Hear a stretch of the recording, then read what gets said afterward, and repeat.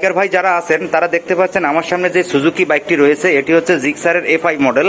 তো এই জিক্সারের এফআই মডেলের এই বাইকটির সাথে সহকারে বাংলাদেশে আপনি যেই ব্র্যান্ডেরই বাইক ব্যবহার করেন বা পৃথিবীর যে কোনো ব্র্যান্ডের যে কোনো বাইকের সাথেই একটি ইউজার ম্যানুয়াল বই আপনাদেরকে দিবে।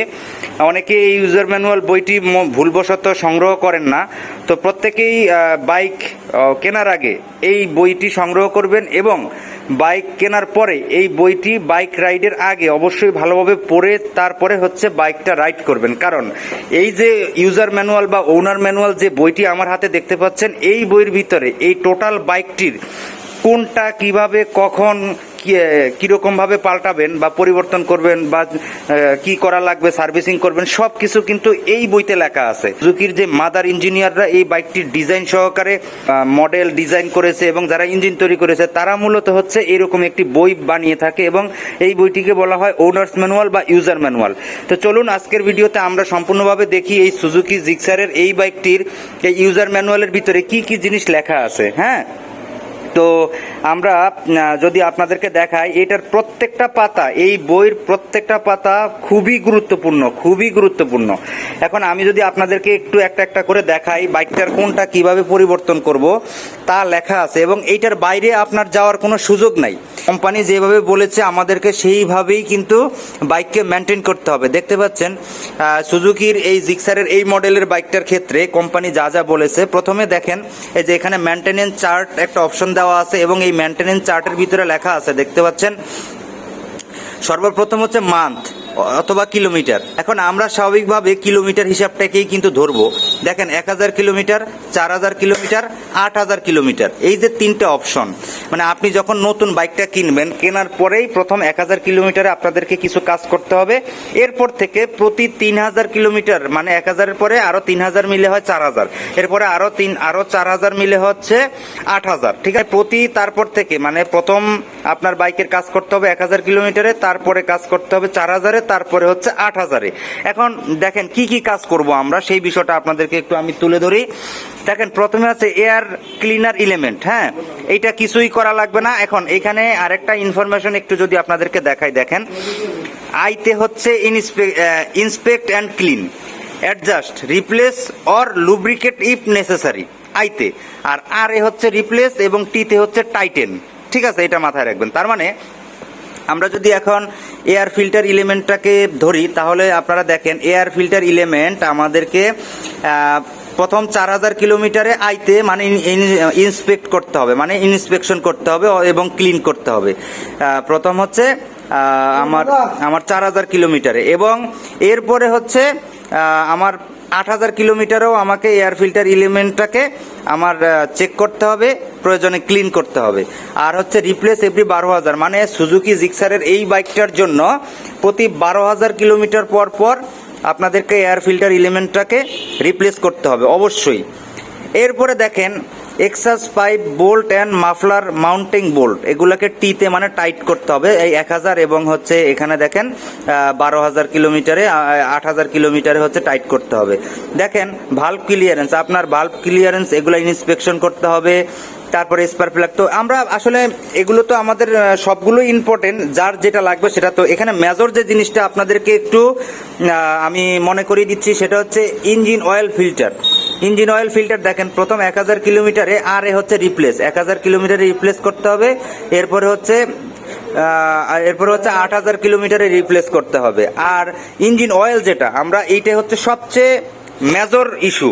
আমরা কেউ 500 কিলোমিটার, কেউ 1000 কিলোমিটার, কেউ 4000 কিলোমিটার, কেউ 2000 কিলোমিটার, এক একজন এক এক রকম ভাবে আমরা ইঞ্জিন অয়েলটা পরিবর্তন করি। কিন্তু দেখতে পাচ্ছেন সরাসরি মাদার কোম্পানি এই বইটা তৈরি করেছে, যারা ইঞ্জিন তৈরি করেছে তারাই বলে দিয়েছে আপনাকে এই সুজুকি জিক্সারের এই এফআই এই বাইকটার ক্ষেত্রে ইঞ্জিন অয়েলটা দেখেন প্রথম 1000 কিলোমিটারে রিপ্লেস, আর দেখেন রিপ্লেস করতে হবে। এরপরে হচ্ছে 4000 কিলোমিটারে রিপ্লেস করতে হবে। এরপরে হচ্ছে 8000 কিলোমিটারে রিপ্লেস করতে হবে। ঠিক আছে, তারপরে দেখেন এই যে ইঞ্জিন অয়েলের এইখানটাতে দেখেন এই যে, তার মানে প্রত্যেক 4000-এর পরে 8000, মানে প্রতি 4000 কিলোমিটার পর পর কিন্তু, মানে প্রথম বাইক কেনার পরে আপনি 1000-এ কিন্তু রিপ্লেস করবেন। হ্যাঁ, এই ইঞ্জিন অয়েলটা তারপরে হচ্ছে 4000-এ আপনি রিপ্লেস করবেন, তারপরে হচ্ছে 8000-এ রিপ্লেস করবেন, এবং এরপর থেকে কন্টিনিউয়াস কিন্তু চলতেই থাকবে, মানে প্রতি 4000 পর পর কিন্তু সেটা চলতেই থাকবে। এরপরে যদি আমি আপনাদেরকে দেখাই, এই যে থ্রোটল কেবল প্লে, এটা বুঝে নেবেন কোনটা কি করতে হবে। হ্যাঁ, তারপরে ক্লাস কেবল প্লে, ড্রাইভ চেন কিভাবে করবেন, ক্লিন অ্যান্ড লুব্রিকেট এভরি 1000, মানে প্রতি 1000 কিলোমিটার পর পর আপনাদেরকে ড্রাইভ চেনকে হচ্ছে লুব্রিকেট করতে হবে, ক্লিন করতে হবে। তারপরে ব্রেক হোসগুলোকে আপনারা কখন কি করবেন, দেখেন এই যে ব্রেকের যে হোস আছে, মানে ব্রেকের যে পাইপ, সেই ব্রেকের পাইপগুলা রিপ্লেস এভরি 4 ইয়ার, প্রতি 4 বছর পর পর কিন্তু এটাকে রিপ্লেস করতে হবে, এটা মাথায় রাখবেন।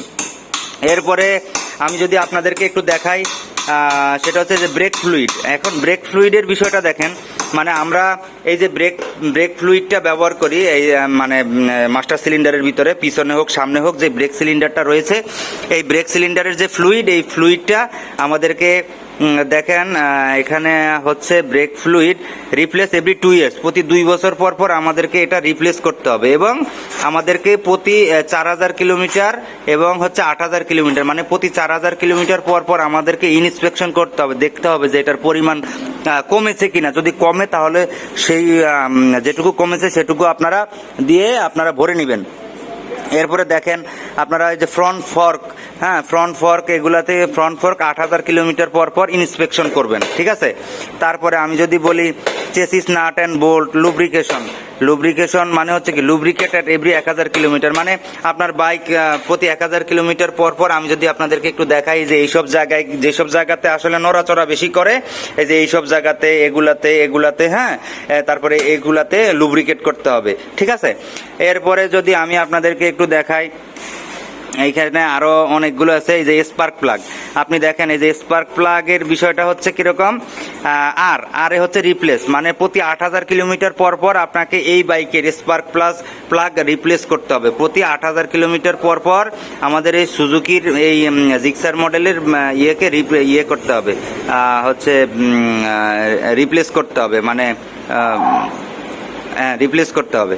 তো দর্শক, আপনারা যারা এই সুজুকি জিক্সারের এই ধরনের বাইকগুলো ব্যবহার করেন বা যে কোনো ব্র্যান্ডের বাইকই ব্যবহার করেন, আমি সবাইকে অনুরোধ করব, আপনারা যদি এই ইউজার ম্যানুয়াল বইটি দেখে যদি আপনারা বাইকের মেনটেনটা করেন, তাহলে আপনাদের বাইক থেকে সর্বোচ্চ আউটপুট, সর্বোচ্চ পারফরমেন্স এবং সাশ্রয়ীভাবে আপনারা বাইক চালাতে পারবেন। এখন সে ফর এক্সাম্পল আমি ইঞ্জিন অয়েলটার কথাই বলি, কোম্পানি প্রথম 1000, তারপরে হচ্ছে 4000, তারপরে হচ্ছে 8000, এইভাবে বলে দিছে। হ্যাঁ, এরপর থেকে প্রতি 4000 পর পর চলবে।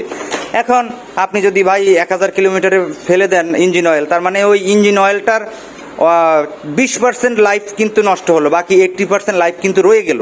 তাই আমি বলবো আমরা একটু মিতব্যয়ী হই এইসব বিষয়ে, আমরা একটু সচেতন হই, মানদাতার আমলে ধ্যান ধারণা বাদ দেই। কোম্পানি আমাদেরকে যে ইউজার ম্যানুয়াল বইটি দিয়ে থাকে সেই বই অনুসরণ করি, বই অনুসরণ করে আমরা বাইকের যত্ন নেই। আমাদের বাইক আমাদেরকে অনেক ভালো সার্ভিস দিবে এবং অনেক কম খরচে আমরা বাইক রাইড করতে পারবো। তো অনেকক্ষণ দর্শক আমার এই কথাগুলো শুনলেন, আমার কথার যদি কোথাও কোনো ভুল থেকে থাকে তাহলে অবশ্যই আমাকে কমেন্ট করে জানাবেন। আর ভিডিওটি যদি ভালো লেগে থাকে তাহলে অবশ্যই চ্যানেলটিকে সাবস্ক্রাইব করে বেল বাজিয়ে আমার পাশেই থাকবেন। ধন্যবাদ সবাইকে।